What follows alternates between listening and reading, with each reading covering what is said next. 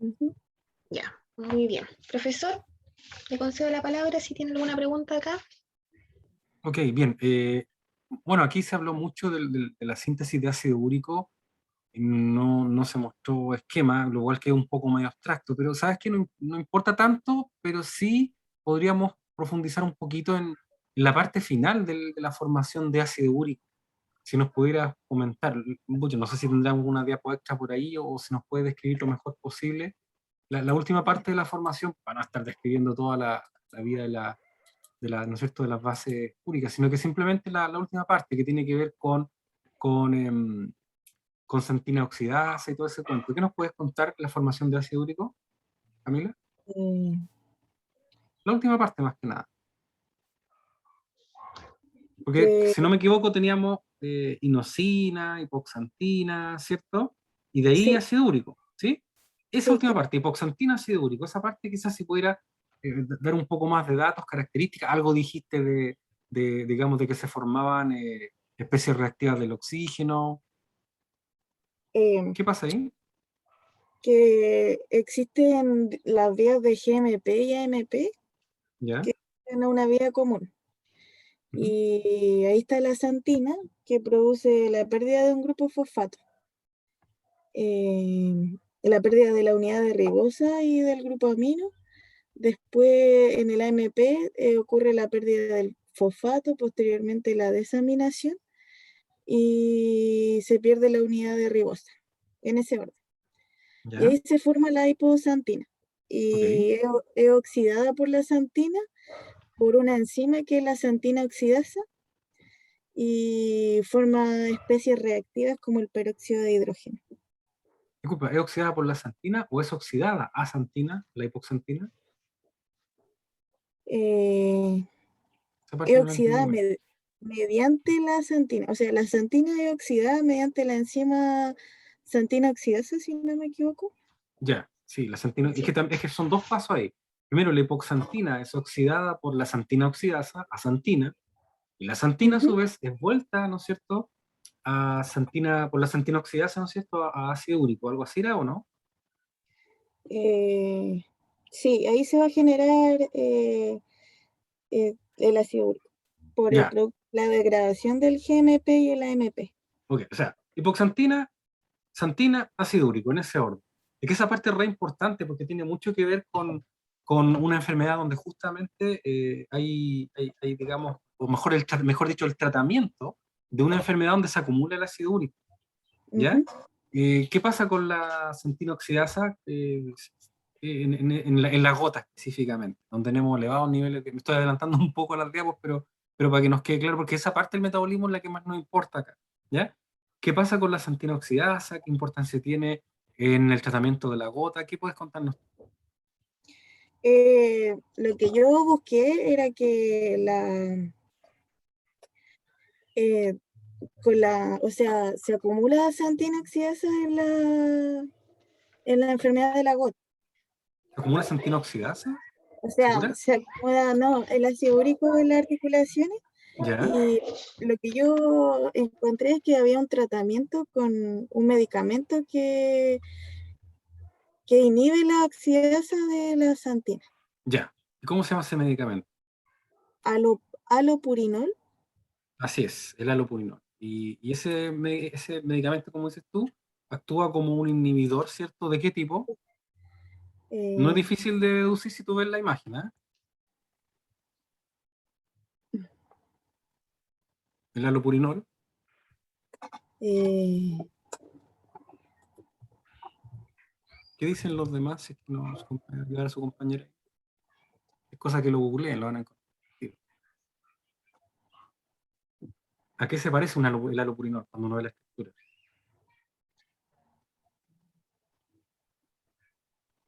¿No? Profesor, ¿Sí? Benjamín. en primer lugar, buenas tardes. Hola, buenas tardes. Sí. ¿El alopurinol sería un inhibidor competitivo? Actuaría como una especie de inhibidor competitivo, entre comillas también, ¿ya? Porque no estoy muy seguro si te da lugar a algún producto o algo, yo diría que no, porque por algún inhibidor se queda como estancado. Pero sí, Benjamín, efectivamente, es lo más parecido a un inhibidor competitivo que podríamos señalar en este caso, porque se parece mucho, es básicamente como una base nitrogenada el halopurinol, si ustedes se fijan en la estructura. Tiene incluso hasta como 3 o 4 nitrógenos, ya no me acuerdo mucho, un grupo carbonilo, etcétera. Se parece mucho a una base nitrogenada. Por lo tanto, efectivamente, como tú dedujiste, actuaría como un inhibidor competitivo de la xantinoxidasa. Y por lo tanto, estaría inhibiendo tanto la formación de xantina como de ácido úrico. Porque recuerden el orden: hipoxantina, xantina, ácido úrico. ¿Ya? Y por eso, y ustedes dicen, ¿y qué pasa con la hipoxantina? Resulta que estas vías tienen una vía de escape en la cual pueden reutilizar esta estructura hasta cierto nivel. Entonces, básicamente, no, que se acumule hipoxantina no es relevante porque se reutiliza. ¿Ya? En cambio, la xantina y el ácido úrico no. Entonces ahí es donde hay, sobre todo el ácido úrico, el que hay que frenar, digamos, su formación. Así que bien, Benjamín. Eso era, Camila, por eso es que quería resaltar más que nada esa parte del metabolismo, porque toda la otra que nombraste, súper bien que la hayas mencionado, pero lo que clínicamente lo que más nos interesa es esta última. ¿Ya? Ujú. Eso. Respecto a esta, para terminar con esta diapo, para dar la palabra a la profesora, tú ahí pusiste que la eliminación del ácido úrico principalmente es renal e intestinal, ¿cierto? Sí. Pero intestinal, ¿cómo llega el intestino ahí? La renal la tenemos clara, ¿cierto? Porque tú explicaste, pero intestinal, ¿cómo eso? Y un tercio es bastante importante. Eh,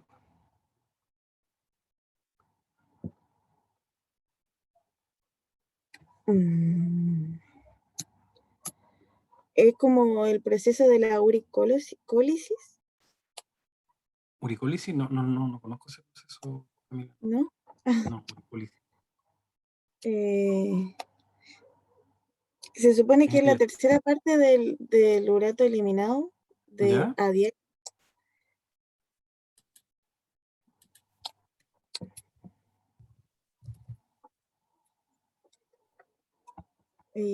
Eso. Ya. No, es que honestamente te creo que existe una vía uricolítica o algo así, pero no, Que, reconozco que es un tema que no domino mucho, por eso te quería preguntar ujú, a qué te referías. es ¿Ya? que solo lo que yo investigué me salía eso, que era como un proceso conocido como uricolosis y que era menos importante que la renal, porque era la tercera parte que se eliminaba del urato que se Ya, forma diariamente. ya. Probablemente haya una eliminación, una secreción a nivel intestinal, ¿ya? Sí, Eh, aparte que las bacterias intestinales hacen que se metabolice y se convierta en dióxido y amonio. Eso claro, es que investigué. eso te iba a decir, yo creo que el proceso uricolítico debe ocurrir a nivel de la microbiota, no Mm, a nivel de nuestras células, porque si fuese así, no tendríamos problemas con la gota, porque el exceso de ácido úrico se oxidaría a la lantoína, ¿cierto? Ácido sí. alantoico, y bueno, y ahí ya podemos seguir degradándolo. Entonces, eso claro, pero sí las bacterias de la microbiota lo pueden hacer. Así que el proceso uricolítico por ahí yo creo que va a lo que tú querías referir. Ujú. Ok, ya, eso me queda más claro. Y entonces también hay, lo que sí, es, ¿por qué vía es a través de la vía, no sé, te pregunto, a través de la vía de la secreción biliar que va el ácido úrico y llega al intestino? ¿Cómo el cuento ahí? Eh, en verdad no lo sé. Ya, yo me imagino que algo debe haber, porque la forma de comunicación entre el hígado, ¿no es cierto? Y el intestino, bueno, desde el intestino al hígado el sistema aporta, ¿cierto? Y Ujú. desde el hígado al intestino es a través de la secreción biliar, así que supongo que tiene que ver con eso, ¿no? Eh, bueno, eso es lo que quería, porque para poder entenderlo mejor. Bien, pero la que nos va a interesar más a nosotros acá es la vía renal, ¿cierto? Como Ujú. tú estabas mencionando. Y ahí, ya con esto termino para esta diapo. Lo que hay que entender entonces es que las tres fuentes principales que tú pones ahí, ¿cierto? Pero si pudiéramos resumirlo en una sola palabra, el ácido úrico depende, o te pregunto mejor, depende, ¿tiene que ver la dieta con los niveles de ácido úrico? ¿Tiene que ver, digamos, la formación y destrucción de tejido? ¿O se rige simplemente por una regulación del metabolismo de otra manera? ¿O es estable la concentración de ácido úrico todo el tiempo? ¿Y solamente en enfermedades se dispara o se disminuye? ¿Qué averiguaste tú? ¿Qué sabes? Creo que se da a través de la dieta. ¿ya? Aquí la ¿Qué dieta está de influye, aquí la dieta influye más que en el caso de la urea, mucho más. Ya habíamos dicho que la urea es poco y nada. Acá sí, acá la dieta influye mucho más en, digamos, la carga que vamos a tener de ácido úrico circulante. Pero de nuevo, una persona sana debería poder regular esto, ¿cierto? ¿Sí? Sí. Ok, ya. Entonces la dieta influye, pero una persona sana igual debería normalizar sus niveles. ¿Y qué otras cosas más influyen en los niveles de ácido úrico? Eh, Hay una palabra clave que tú tienes en la dieta, porque empieza con C. el catabolismo. Ok, ¿y en qué caso tenemos catabolismos anormales? Pensemos ya en situaciones clínicas, donde puede aumentar el ácido. mm, En el consumo de proteína. Es que el consumo de proteínas es como parte de lo que hablamos de la dieta, ¿ya? Y obviamente todo lo que ¿Ya? consumimos lo vamos a catabolizar hasta un cierto nivel para poder aprovechar los nutrientes y construir nuestros propios ladrillos, digamos, para nuestro organismo. Pero yo me refería más bien a lo que tú ya tienes en tu organismo construido y sufre catabolismo, y ahí sí se libera bastante ácido úrico. ¿Qué condiciones? Tiene que ver mucho con las condiciones donde tenemos elevados niveles de ácido úrico. Puede ser la disminución de la excreción de la orina. Es que esa sería como una tercera causa, ¿ya? Profesor, Hay no sé si se referirá a lo que estoy pensando yo, pero más bien una condición patológica. claro, claro. Porque la condición renal es cierta que tú dices, pero esa sería como una tercera vía, ¿ya? Que es Ya, que la producción de ácido úrico sea normal, pero el riñón sea incapaz de eliminar eficientemente el ácido úrico, y está bien. Pero yo te pregunto, pero eso no es catabolismo, eso es eliminación. Yo te pregunto por qué condiciones patológicas, o con lo que ¿Mm? está refiriéndose la profesora, tenemos nosotros por catabolismo elevados niveles de No ácido sé úrico. si estamos pensando en lo mismo, profesor. Ah, ya. sería Puede ser que sí. ¿Sí? la hiperuricemia. Sí, esa es la condición, ¿cierto? Pero Sí. ¿qué condiciones te llevan a eso? Por ejemplo, hay hiperuricemias secundarias. Ujú. ¿Ya? ¿Cuál es una de ellas? Eh, en realidad no sé, pero creo que son defectos enzimáticos que son los responsables de la sobreproducción que afectan a la fosfo, ahora encima, no me acuerdo el Es que nombre eso ahora. sería primario, y la profesora te pregunta secundario, ¿ya? Es Ah, decir, no hay defectos en la vía metabólica que da lugar al ácido úrico. Perdón, estaba comiendo, disculpen. Al ácido úrico. Sino que el problema está en que una condición, una enfermedad, Sí. acelera el catabolismo de proteína, de DNA, de RNA, y te lleva a la sobreproducción de ácido úrico. ¿Qué sería condiciones tenemos? Eso. el síndrome de Lesch-Nyhan. ¿Ya? ¿Qué sucede ahí? Si nos puede explicar con un poquito más de detalle este síndrome para entender qué tiene que ver con Es esto. que es una enfermedad neurológica recesiva. ¿Ya? ¿Y qué sucede Y ahí? produce hiperuricemia y tiene muchos síntomas extraños que incluyen el retraso mental, porque, o sea, el retraso mental y trastornos sensoriales que llevan a la automutilación. ¿Ya? Eh, Pero lo, igual es como media primaria, porque la enzima involucrada es la hipoxantina guanina, fosforibosiltransferasa. Por lo tanto, se acercaría más como a las causas primarias, ¿ah? Más que a las ¿Ya? secundarias. ¿Ya? Nos podrías dar, Ujú. sí, mira, las secundarias incluso son más sencillas todavía. Pero gracias en todo caso por la información de Lesch-Nyhan. No sé cómo se pronuncia, pero sí. Creo que Pero o sea, sí. yo lo veo más Igual creo como primaria, porque es un defecto genético en una enzima que tiene que ver con Con el justamente metabolismo. exacto, el metabolismo del ácido úrico. Pero es secundaria, es decir, O sea, algo que no tenga que claro. ver con la expresión génica de la enzima de la vía del ácido úrico, pero sí que al revés, pues, aceleran esta vía, hacen que se produzca más ácido úrico o se libere más ácido úrico. ¿Ya? ¿Ya?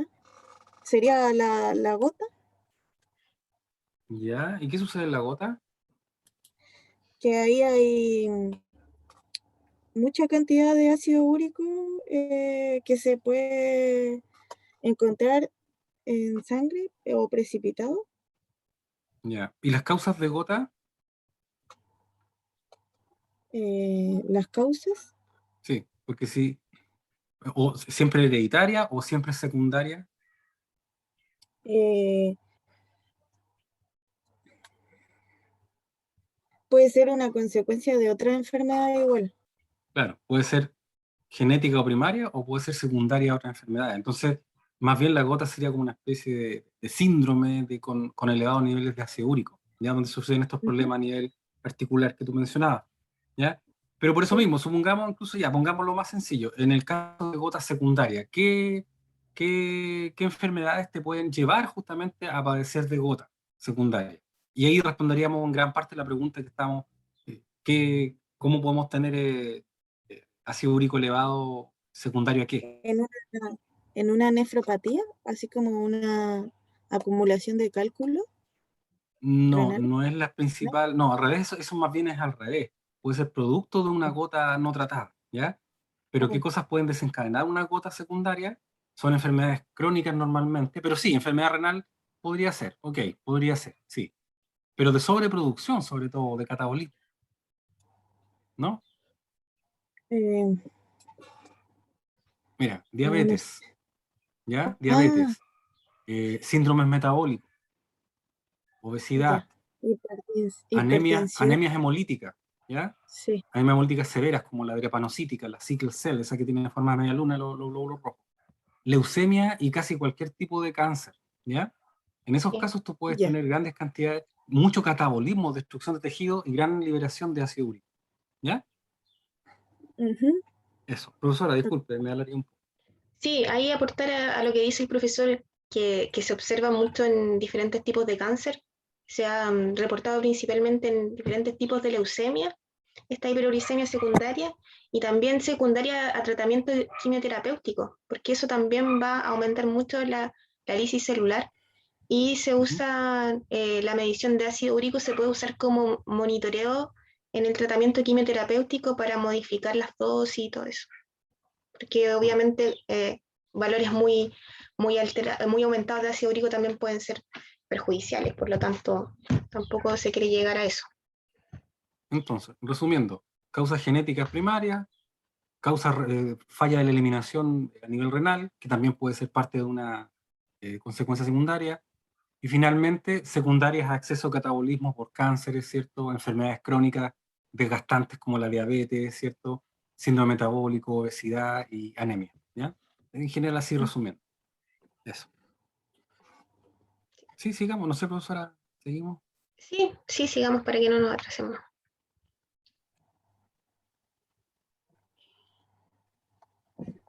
ah, no se cambia. ¿Se quedó pegado? Ahí sí. Acá a mí me gustaría detenerme un poquito en la gota. Tú ahí bien muestras una imagen, ¿cierto?, de una articulación inflamada y ahí mencionas que es por la formación, bueno, ahí dice en la imagen que es por la formación de cristales de ácido úrico que se van acumulando ahí, ¿cierto? ¿De qué van a depender la formación, la cristalización de este ácido úrico o urato? Porque las dos formas es altamente precipitable, como ácido úrico o como urato. ¿De qué va a depender? ¿De qué factores depende que precipite? Em, del proceso inflamatorio. Mm, es que el proceso inflamatorio es como una consecuencia de la presencia de cristales, no es la causa. em, Te lo pregunto porque igual lo mencionaste en la diapositiva anterior. em,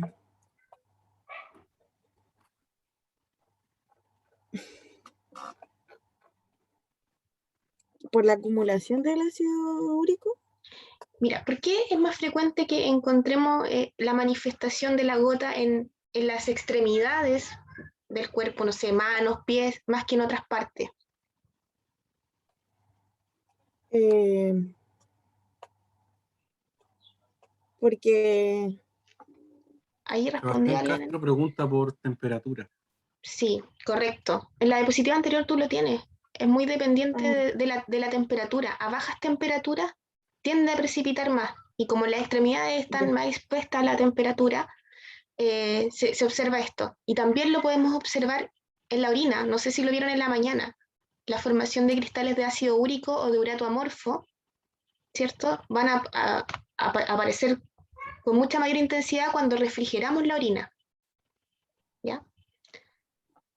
Eso de acá. Si ahí se forma, nosotros los profesores siempre nos reímos un poco porque muchos alumnos cuando ve su orina puesta en el ambiente ya por varios minutos, incluso horas, se asustan porque ven un precipitado naranjo que nunca ven al orinar. Sí, como rosadito. Como dice la profesora, son sales de urato que por la temperatura es como un artificio. Dentro del cuerpo no debería nunca formarse ese cristal, pero el urato está ahí. Pero al bajar la temperatura, como Sí. salió del cuerpo, se forma. Y es un precipitado característico naranjo. ¿Ya? Después ustedes, al contrario, los van a maldecir cuando lo vean porque cuando uno quiere hacer sedimento molesta mucho. Pero efectivamente, y es entre comillas normal. Y ahí tiene un ejemplo de justamente, ustedes, sobre todo si ustedes han consumido dieta en carnes o ciertos alimentos vegetales ricos en precursores o que dan lugar al ácido úrico, como el tomate, van a tener también mayor excreción a nivel urinario y van a tener más todavía de estos uratos. ¿Ya? Claro, lo Eso, deben haber visto en la clase de sedimento con la profesora Roxana. claro, Sí. claro. Lo otro, profesora, disculpe, siga nomás. No, no, profesor, siga. Ok, sí, le quería preguntar, bueno, dos cositas. Una, em, estamos hablando de gota y todo esto, uno en un paciente gotoso, uno siempre, todo el tiempo debería encontrar niveles de ácido úrico en sangre elevados o no. ¿Qué dices tú, Camila? Sí, que excede este nivel. Ujú. O es decir, en otras palabras, el médico, si tiene una persona con estos, digamos, hinchazones gotosas, ¿cierto? Ujú. Y dolor articular, ¿cierto? Todo este cuento, pero le hace un examen de ácido úrico en sangre y le sale normal. Podemos nosotros entonces, no, la gota C es producida por exceso de ácido úrico, entonces descarto que sea gota. Puede que sea pseudogota que es producida por otro tipo de cristales o otra enfermedad artrítica o similar. ¿Tú podrías descartar gota si el ácido úrico está normal? Eh, mm, sí puedo descartar si está normal. ¿Mm? Claro. Se puede descartar si está normal, Ya. En realidad no, Camila. Lo que pasa es que estas personas ¿no? suelen sufrir, dependiendo del tipo de causa, pero en general, las personas pueden sufrir crisis gotosas en ciertos ¿Ya? momentos del día o incluso de su vida. Tienen pic de ácido úrico donde sufren dolores, inflamación y etcétera. Ah, Pero después baja la producción, digamos, y claro, obviamente los hinchazones en las articulaciones siguen, la deformación, por ejemplo, en el dedo gordo del pie todavía persiste, pero estas personas se pueden sentir un poco mejor y tener niveles de ácido úrico que tienden a normalizarse. Así que por eso mismo, y eso se advierte harto, los valores normales de ácido úrico en sangre no descartan un diagnóstico de gota si la persona presenta otros elementos. Incluso las radiografías pueden revelar mucho respecto a esto, porque el daño articular queda, aun cuando el ácido úrico esté normal. ¿Ya? Así que la respuesta es no se puede descartar. Y lo otro, te iba a preguntar por la hipouricemia, si bien el ácido úrico es de esos metabolitos típicos que uno dice que lo único importante en general son los niveles elevados, los niveles bajos no importan mucho. Eso no es totalmente cierto, a pesar de que en la rutina diaria casi es cierto. Lo que quiero decir es que encontrar gente con hipouricemia es mucho, pero mucho más escaso que la gente con hiperuricemia. Sin embargo, se puede dar. ¿En qué casos podemos tener hipouricemia? eh, en la hiperuricemia Hipouricemia, sí.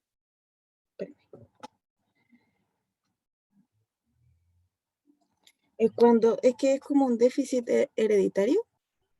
No, más frecuentemente es por otro tipo de causa. Porque piensa tú que todos tenemos que sintetizar basas púricas, por lo tanto, alguien que no pudiera sintetizar básicas púricas simplemente no podría existir. ¿Ya? Em, por lo tanto, yo diría que no va por ahí la cosa. Sí puede estar asociada a ciertas enfermedades genéticas, pero no de la síntesis de ácido úrico, sino de otra cosa. Eh, es por la disminución de la síntesis. No, por eso te estoy diciendo, el ácido úrico, si no podíamos sintetizarlo, quiere decir que no podríamos tener síntesis de bases púricas. Por lo tanto, ese tipo de organismo no podría existir, porque las bases púricas, ya sabemos, son esenciales para los ácidos nucleicos, ¿ya? Por eso estoy Ujú, diciendo que no va por ahí la cosa, va por otro déficit genético que tiene que ver con la forma en cómo se elimina el ácido úrico, que tú misma la mencionaste. ujú. ¿Qué le pasa al ácido úrico en el riñón? ¿Llega y se excreta todo el ácido úrico que filtra o no? Mm, No. ¿Qué le pasa al ácido úrico en el riñón? Se excreta las 2/3 partes del ¿Y, ácido y qué úrico. pasa con el restante? Eh, mm, Porque ya, ok, se excreta más o menos más de la mitad, las 2/3 partes. ¿Y qué pasa con esa tercera parte restante? A algún lugar se tiene que ir, ¿cierto? sí, creo que se aumenta la eliminación. No, pues si las 2/3 partes me dices tú que se elimina, no, si se Ujú. eliminara ese otro tercio, entonces se eliminaría el 100%. Y no es lo que ocurre. ¿Qué sucede con ese resto de ácido úrico? Tenemos prácticamente una sola alternativa, Camila. Piensa.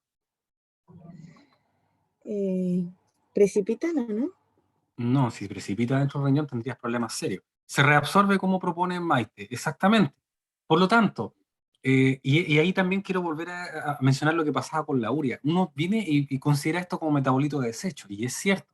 Pero aunque no lo creas, el ácido úrico también cumple, bueno, este tema un poco de especulación, pero tiene bastante, por lo menos tiene asidero científico. El ácido úrico también puede formar parte de los metabolitos que influyen de mayor o menor medida en alguna, digamos, en alguna función del organismo. En este caso, el ácido úrico se dice que es parte, aunque minoritario, de los elementos que tienen que ver con digamos, la respuesta al estrés oxidativo, en el sentido que el ácido úrico también puede ser un reductor, ¿ya? Bien, bien pequeño respecto a los grandes reductores como la vitamina C, glutatión reducido, ¿ya? Pero también. Pero, por otro lado, simplemente podría reabsorberse porque los transportadores agarran, los aniónicos agarran un montón de moléculas cargadas negativamente y para adentro. Aún así, si el ácido úrico no cumpliera ninguna otra función importante, lo que es cierto es que se reabsorbe. Por lo tanto, si tú tienes un problema en los túbulos renales, en la expresión o función de estos transportadores que permiten la reabsorción de aniones, entre otras moléculas, vas a tener una pérdida excesiva de ácido úrico en la orina y puedes tener un síndrome hiporuricémico. Eso se da, por ejemplo, en el síndrome de Fanconi, ¿ya? Donde se pierden Ya. también aminoácidos. ¿Ok? Entonces ahí tú tienes que si bien la hipouricemia no te va a causar una enfermedad en sí misma, es parte de la manifestación de una enfermedad, en este caso genética, que sí te produce problemas por otras cosas como la pérdida de aminoácidos. ¿Sí? Sí. Ok. Y bien ahí Maite con la respuesta también. Eso, profesora, por esta parte. Gracias, profesor.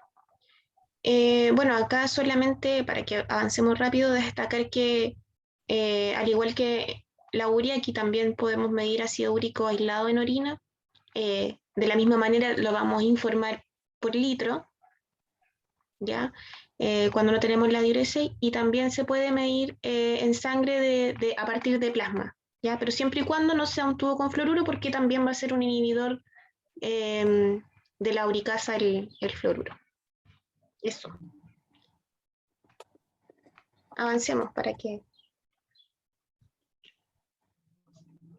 Bien, acá tienes las metodologías. Bueno, el método de Gilmeyer y Krebs ya todos lo conocemos, ¿cierto? Lo vimos en Clínico 1. Eh, ¿Qué tipo de reacciones está, Camila? ¿Química o enzimática? ¿Cuál? El de método De Gilmeyer Gilmeyer y y Krebs. Krebs, ¿sí? eh, Química. Ya, química, ¿cierto? Muy bien. Eh, bueno, acá tenemos obviamente interferentes, glutatión, ácido ascórbico, ¿cierto? Porque son eh, antioxidantes, ya lo habíamos visto antes. Y en la otra metodología que tienes acá sería eh, directa o indirecta, enzimática, química, ¿cómo la puedes clasificar respecto a eso? El segundo es un método enzimático. ¿Ya? ¿Directo o indirecto? eh, Creo que indirecto. indirecto, ¿cierto? Porque aquí vamos a aprovechar la formación de peróxido de hidrógeno que se produce en la primera reacción para finalmente, a través de la peroxidasa, que es inespecífica en este caso, medir un producto que va a ser esta quinona, coloreada, porque en algún momento dijiste descolorada. Eso, a ver, no sé qué más acá. Bueno, los interferentes ya lo revisamos, la hemólisis, la bilirrubina van a ser interferentes en diferentes técnicas. Lo otro que aquí también esta segunda reacción, ¿cierto? Que tenemos acá con el peróxido de hidrógeno, la vamos a ver acoplada a otras reacciones en diferentes técnicas para otros analitos. Es una reacción que vamos a ver mucho. No sé, profesor, si quiere preguntar algo más de las técnicas. Yo por mi Solamente parte algo no. cortito, que resaltar que en ambos tipos de cuantificaciones hay oxirreducción, básicamente oxidación del ácido úrico en los dos casos. Por lo tanto, como interferente, cualquier sustrato reductor va a ser un interferente importante, ¿ya? Glutatión, ácido ascórbico, etc. ¿Ya? Tal como está puesto ahí. Sí. Eso más que nada, profesora, porque lo demás creo que ya más o menos se dijo, ¿ya? Así que... Sí, avancemos a la eso. siguiente. Ujú. Bueno, acá tienes otra metodología, es muy parecida. Ujú. Claro, Eh, se va a hacer lo mismo prácticamente. sí, por lo tanto no tiene sentido ahondar más en el tema. Ujú. Sí, avancemos a la siguiente. Bien. Profesor, no sé si quiere Sí, partir bueno, usted vamos a ver acá. mucho de esto el viernes, así que voy a tratar de no ser muy repetitivo, pero para que lo tengamos claro ahora, ¿cierto? Tal como tú dijiste, Camila, la creatinina es un producto, digamos, de la degradación espontánea de la creatina, ¿cierto? Ujú. Y tal como tú Sí. también mencionaste bien, se produce espontáneamente, no se conoce ninguna enzima que catalice esto, así que por ahora, y el delta G es bien negativo, así que por ahora esto sería espontáneo sin ningún problema, ¿ya? Y la creatinina sí que bueno, puede que tenga alguna función por ahí desconocida, pero por ahora por lo menos sigue siendo considerado eminentemente un metabolito de desecho de nitrógeno. Y fíjate que para ser una molécula pequeña, mal que mal se lleva 3 nitrógenos de por medio, así que es una buena forma de eliminar nitrógeno, ¿ya? Ahora, eh, respecto a la síntesis que tú destacabas acá, ¿existe digamos, alguna condición que aumente su síntesis o no? ¿Qué nos puedes decir? Como para solamente preguntarte eso de la síntesis, lo demás creo que va a tener más que ver con el uso clínico que le damos a la creatinina. ¿Cómo? Disculpe, La si me síntesis puede. de creatina, que es la ¿Ya? precursora de la creatinina, ¿cierto? Ujú. ¿Está regulada por algún estímulo o algo que haga favorecer su síntesis? ¿O, o es constante y da lo mismo? ¿Qué nos puedes decir? Creo O dicho de otra que forma, ¿los niveles de creatina en todas las personas son más o menos iguales o se relaciona con algo que estimula su formación o no?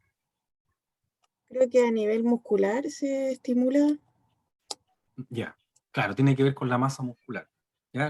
Justamente, la creatina, por lo que tú comentabas también en la diapo, la creatina, ¿qué función cumple así bien cortito, para no alargarnos mucho? ¿Qué función cumple la creatina?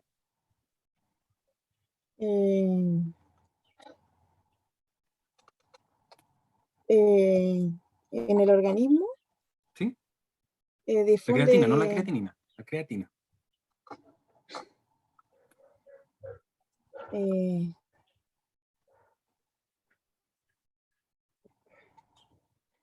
que es un compuesto orgánico y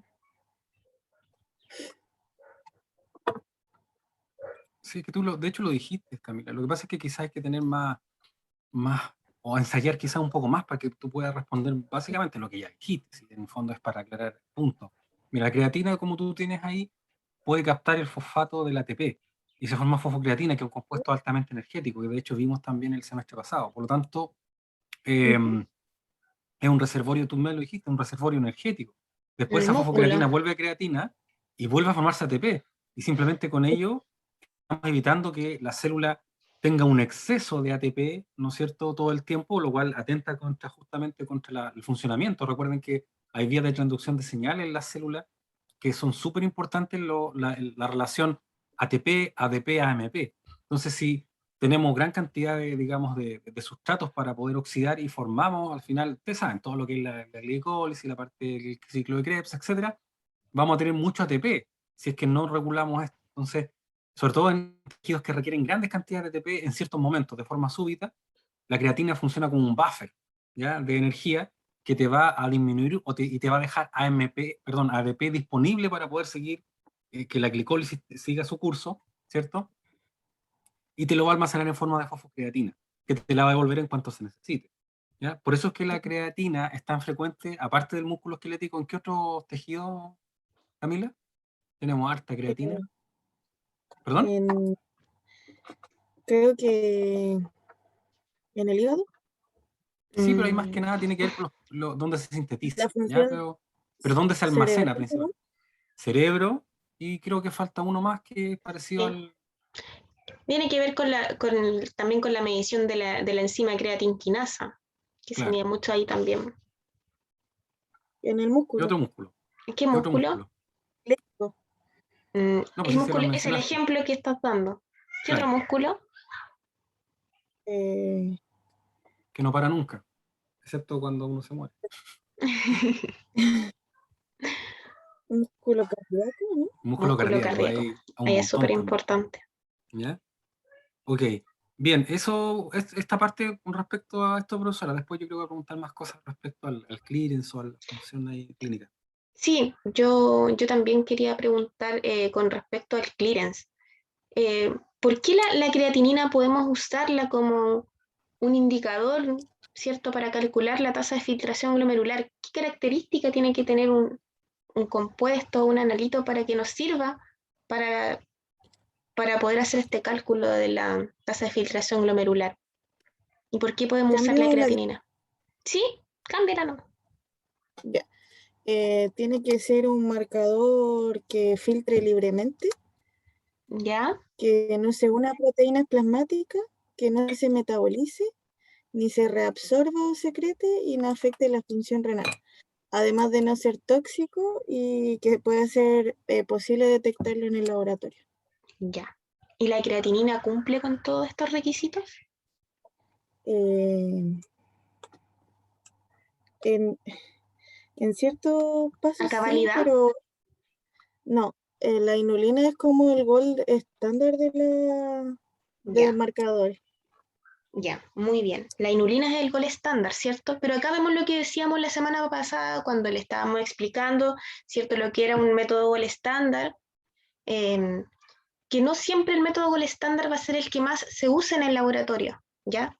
Porque acá, si bien la inulina es el gol estándar, lo que más se utiliza es la creatinina, ¿ya? ¿Por qué? Ya. Porque la inulina, como bien tú tienes ahí, es un marcador exógeno. Hay que dárselo al paciente, entonces ya es más complejo. La creatinina se crea en el organismo. Claro, es un marcador endógeno como tú tienes. Entonces ahí este es un ejemplo claro de un gol estándar, ¿cierto? Que no es el más utilizado en la clínica. Ujú. Em, bueno, acá tú, no sé si fue aquí o fue en la otra diapositiva que mencionaste también que al igual que los otros metabolitos que ya revisamos, la creatinina también se encuentra mucho más aumentada en orina, por lo tanto también para su medición hay que hacer una dilución, ¿cierto? Hay que tener Sí. eso en consideración. Em, yo sería eso respecto a esta diapositiva, no sé, profesor, que ya la otra Yo es sí tengo respecto. hartas cositas, esta tela que cortar, pero voy a tratar de ser breve para no alargarme mucho. Bien, complementando un poco la pregunta de la profesora Paula, Camila, justamente, ¿por qué la creatina no cumple a cabalidad digamos, un marcador de tasa de filtración glomerular ideal? ¿Qué es lo que le sucede en los túbulos renales? Eh, Porque lo ideal sería que todo lo que filtrara se excretara, y así tendríamos totalmente lo único que estamos midiendo ahí. Al comparar este marcador en sangre versus en orina, podríamos decir, ok, la relación entre ambos solamente depende de la tasa de filtración glomerular, y sería estupendo, como en el caso de la inulina. En el caso de la creatinina no es tan bueno, pero es aceptable, por eso se usa. Pero entonces, ¿qué es lo que le sucede a la creatinina en los túbulos para que nosotros digamos, lamentablemente, no es tampoco el marcador ideal, pero es lo que hay, digamos?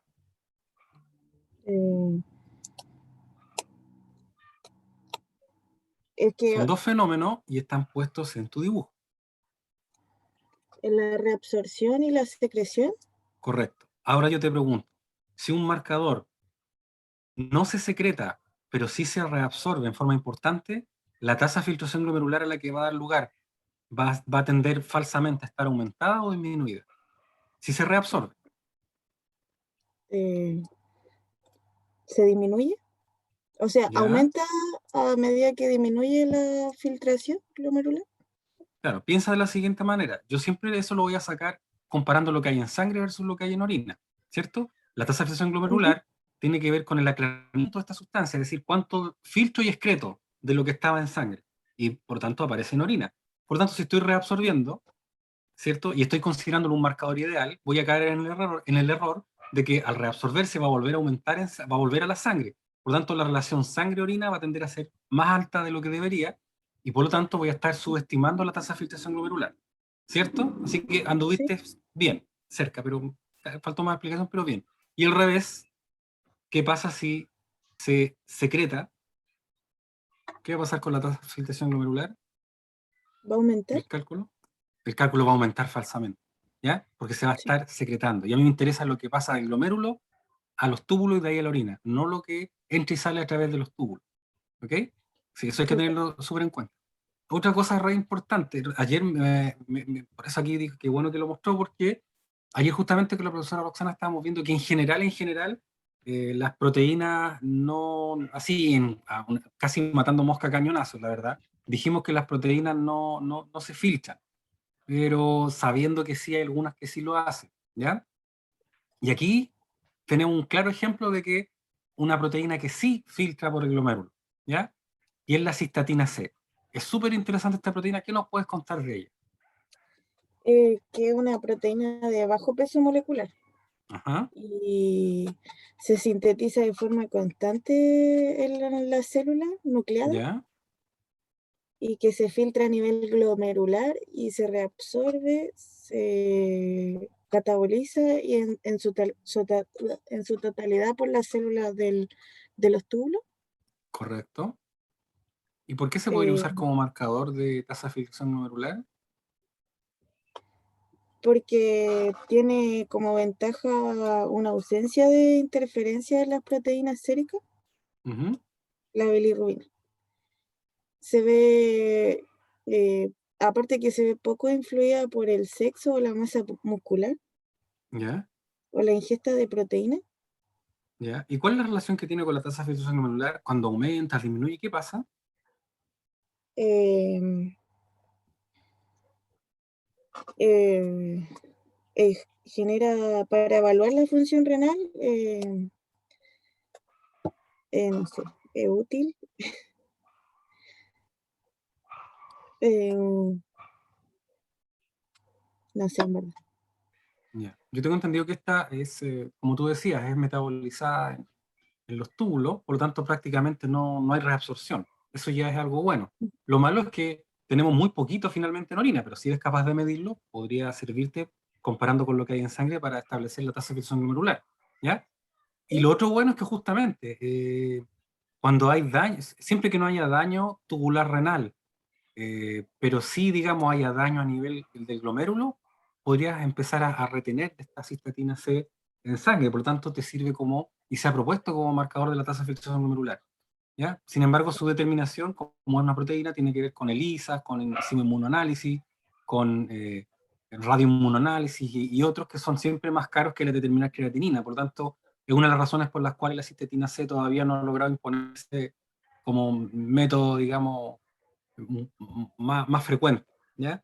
Pero sigue siendo usado y sigue en investigación, ¿ya? Pero era re interesante porque aquí teníamos un ejemplo de proteína pequeña que sí filtra por el glomérulo, ¿ya? Ujú. Y que puede eventualmente ser una alternativa como marcador de la tasa de filtración glomerular, aunque todavía claramente le queda mucho como para poder ser de rutina. Eso. Muy bien que lo haya incluido acá. ¿Paso a la siguiente? No sé, profesora, usted que quisiera quizás mencionar algo de la Eh, toma de muestra o un tema muy amplio, no sé. no, es que la toma de muestra es muy parecida a lo que ya revisamos en la urea y ácido úrico, en el mismo tipo de muestra. Ya. Sí. Ok. Entonces pasemos a la siguiente. Ok.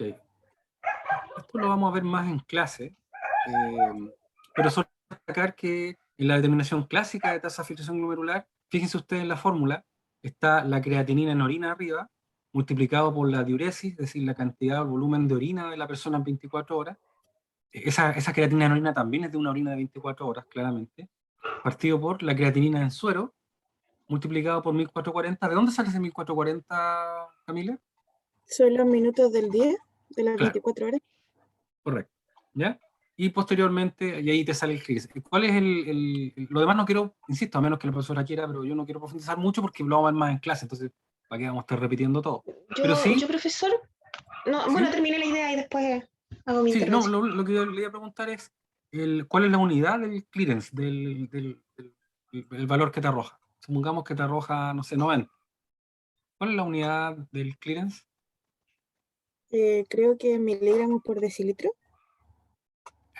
Si es que te está midiendo la tasa o velocidad de filtración glomerular, ¿tú crees que va a ir en miligramos?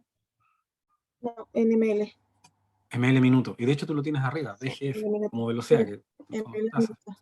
¿Ya? Ok.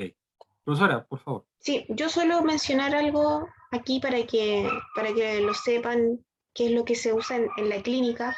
Esa fórmula clásica que tienes ahí con la diuresis y la creatinina en suero y orina no es lo que más se usa hoy en día, ¿ya?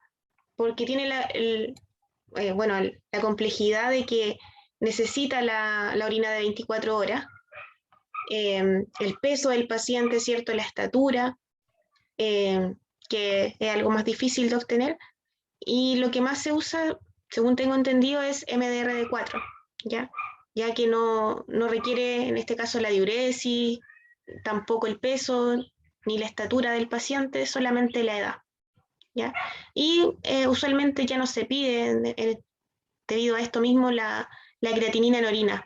Ya se utiliza solamente la creatinina en suero y a partir de esta fórmula se calcula la tasa de filtración glomerular. Claro.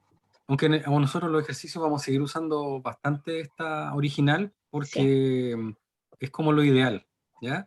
Es la mejor, pero como dice la profesora, debido a que la gente muchas veces son personas también, personas mayores o personas que no es fácil que recolecten correctamente la orina 24 horas, los médicos han optado por utilizar más estas fórmulas de estimación en base a estudios claro, clínicos, se estima.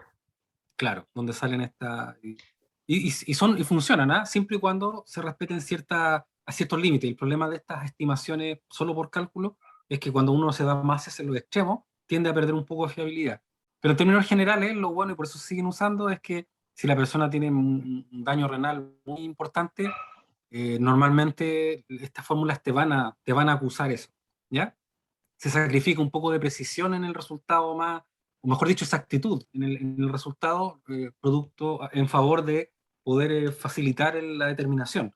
Porque claro, es preferible usar estas fórmulas que les menciona la profesora a que usar una determinación de tasa de filtración glomerular completa si está mal tomada, por ejemplo, o no corresponde correctamente la orina 24 horas.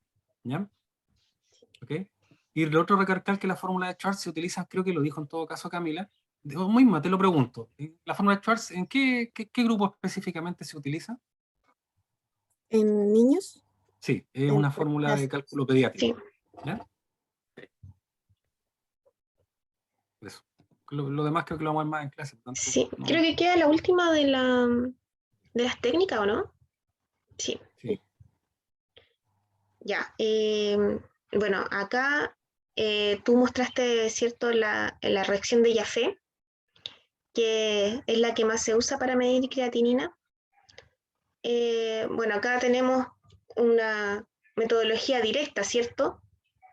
Porque Sí, sí, es la creatinina es la que va a reaccionar en este caso con el picriato alcalino. Ya tú dijiste ácido pícrico, el ácido pícrico viene dentro de los reactivos y tienes que mezclarlo con hidróxido de sodio para formar el picriato alcalino, que es finalmente el que reacciona con la creatinina.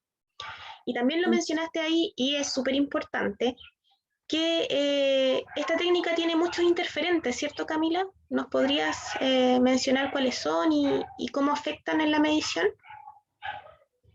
eh, que presenta una baja especificidad a la creatina, Sí, ya que el picrato es reactivo frente a gran compuestos orgánicos. ya, También tiene donde los interferentes que se presenten reaccionan rápido dentro de los primeros 30 segundos y la creatinina lo hace más lento. Eso sería una limitación igual. Y que tiene interferentes endógenos como está en la diapo y exógenos. Y ya. no sé qué Entonces, más por lo decir. tanto, ¿cómo podríamos disminuir estos interferentes? Creo que se ocupa un blanco. ¿Ya? Si quieres avanzamos a la diapositiva siguiente, que creo que ahí ¿dónde están los insertos? Bueno, sí, hay un resumen ahí de los insertos, ¿cierto? Y fíjate ahí en la medición de las absorbancias. ¿Qué puedes destacar tú ahí? En los tres eh, insertos se repite. que a los 30 segundos se tiene que medir. Ya. Y luego, Luego a los 2 minutos, a los 5 y a los ya, 90. Yo creo que es por la reacción de la creatinina que se demora un poco más. ya, correcto. Es una forma de disminuir el impacto de estos interferentes que tú mencionas, ¿cierto? Y ahí tú tienes en todos los kits, se repite que se miden dos absorbancias. La primera de los 30 segundos, ¿cierto? Porque ahí vamos a estar midiendo la absorbancia que me va a dar este complejo que se forma con el picrato alcalino, ¿cierto? Pero de los interferentes, porque como tú bien mencionaste, son los interferentes los que reaccionan de manera más rápida. Y si bien difiere la medición de la segunda absorbancia, ¿para qué crees tú que sería esa segunda absorbancia? ¿Qué crees que hay que hacer con ella para obtener nuestro resultado? ¿O lo revisaste Eh, en los insertos debería aparecer? eh, yo creo que es para lo que dije de que se medía la creatinina, porque reacciona más lento. Ya, ¿cierto? Entonces, la segunda absorbancia vamos a estar midiendo la reacción con la creatinina. Por lo tanto, como tú bien dices, se hace un blanco, pero el blanco es la misma muestra, ¿ya? Solamente ocupamos un tubo. Lo que ocurre aquí es una reacción cinética, ¿ya? Dentro del mismo tubo, nosotros lo mezclamos con nuestro reactivo, que en este caso es el picrato alcalino, lo ponemos en nuestro equipo y leemos y registramos la primera absorbancia a los 30 segundos. Luego dejamos corriendo el timer y a los 2 minutos volvemos a leer nuestra segunda absorbancia, que es donde va a estar reaccionando la creatinina, y por lo tanto obtenemos un delta absorbancia. Y estamos restando la absorbancia de los otros compuestos que reaccionaron con el picrato. Es para eso. ¿Ya? Sé ahí, profesor, si tiene alguna otra pregunta. Yo Sí, solamente quería destacar quizás esto. agregar, sí, no, muy bien, sí, solamente agregar para que les quede un poco más claro, sea más un poco didáctico, esto de los interferentes que reaccionan mucho más rápido primero. Imagínense que ustedes quieren medir las opiniones de la última película de Marvel, del Top, qué sé yo, de lo que sea, ¿ya? Y quieren, digamos, distinguir las opiniones críticas de gente que ve de todo tipo de películas versus la de los típicos fanboys que van a ver las películas la primera semana y las encuentran siempre buenas. Entonces, ustedes tienen ya la primera semana, van todos los fanboys, digamos, y les cuentan todas las películas igual de buenas, ¿ya? Eh, y todas esas críticas ustedes las toman y las acumulan, ¿ya? Y después tienen el número así, no vamos a entrar en más detalle. Y la segunda semana, supongamos, esto es una parodia simplemente, nadie se va a sentir ofendido. Y la segunda semana va la gente ya más crítica, la que ya quiere más reposada, que no haya tanta gente yendo a desesperar al cine para poder disfrutar la película y hacerse una idea más crítica realmente de lo buena, lo mala o lo maometana que fue. Entonces, ya, vuelven a tomar el número de personas y todas esas cosas. Los de la primera semana van a ser los interferentes, ¿cierto? Y se los restan de alguna manera a los de la segunda semana y finalmente se quedan con realmente la diferencia de cuántas personas, digamos, de las que van al cine, van en la segunda instancia. Es como, no sé si se entiende un poco el ejemplo. Pasa lo mismo acá con la terminación de creatina. Primero van a reaccionar con el ácido pícrico muchas moléculas pequeñas, altamente reactivas, que no nos interesa determinar. Pero hacemos la medición para poder restársela después al total que vamos a tener en la segunda. Porque en la segunda vamos a incorporar, además de las primeras mediciones, las de la creatinina misma, que es más lenta, que la que sí nos interesa. Entonces con las restas obtenemos realmente lo que nos interesa, que es la de la creatinina. Eso es básicamente lo que ocurre en todos estos casos. La primera absorbancia estaría jugando el rol del blanco en este caso. Claro. Mm. ¿Se entendió? Que recalcamos mucho esto porque como no lo podemos hacer en estos momentos en forma práctica, donde quedaría mucho más claro, si lo Claro. tratamos de explicar ahora. Pero así, si lo vamos a hacer no sé si está dentro de lo que tenemos que hacer, pero creo que sí. Si lo hacemos me en algún parece que sí. momento para que lo tengan en consideración Claro. cuando vayamos al laboratorio y no se les olvide. Y lo otro, Sí. que también les quería comentar, que el ácido pícrico o el picrato es un reactivo, como dijo su compañera, muy tiende a manchar mucho, ¿ya? Por lo tanto, cuando lo utilicemos el equipo, hay que hacer un lavado posteriormente, después que lo usemos, con metanol, para limpiar todos sus componentes, sus mangueras y todo, para que después no vaya a interferir con otra lectura de otro analito. Además que es corrosivo, ¿eh? Y tiene un color así amarillo Muy fluorescente. intenso. Sí. Muy intenso. ¿Ya? Y de hecho seco, como reactivo seco, es peligroso porque es explosivo. Así que, Dice que bien, el ácido pírico es bien especial. Ok. Creo que esa era la última, ¿o no? esa es la última. Ya. Salió un poco largo, así que muchas gracias, Camila, por su respuesta. Muchas gracias a los compañeros que permanecieron ahí. No sé si perdimos alguno o no. No Parece sé, que profesor, sí. no me fijé. Parece que sí, porque en algún momento estábamos todos.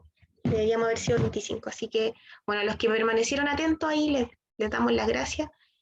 Y bueno, voy a detener la grabación.